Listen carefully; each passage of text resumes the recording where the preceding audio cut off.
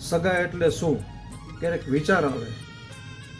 સગા એટલે ઘરે કોઈ પ્રસંગ હોય ત્યારે રિસાઈ જાય, મોઢા ચડાવે, માન સન્માનની અપેક્ષા રાખે, દરેક વ્યવહારિક કામોમાં નાની નાની મોટી મોટી ભૂલો શોધવાનું કામ કરે, કડવી વાણી બોલે, મેના ટોણા મારે, અને સગા કહેવાય.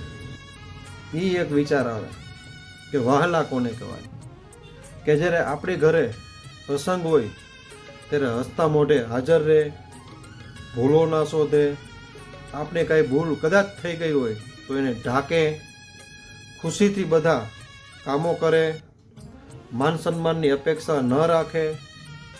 આપણા પ્રસંગ વખતે ઘરનું વાતાવરણ આનંદમય રહે અને આનંદમય રાખે, એને વહાલા કહેવાય. સગા અને વહાલા એની વ્યાખ્યા છે. હર હર મહાદેવ, જય મા પીઠડાઈ, જય ભોળાનાથ, જય માતાજી. નવા વર્ષની હાર્દિક શુભકામના.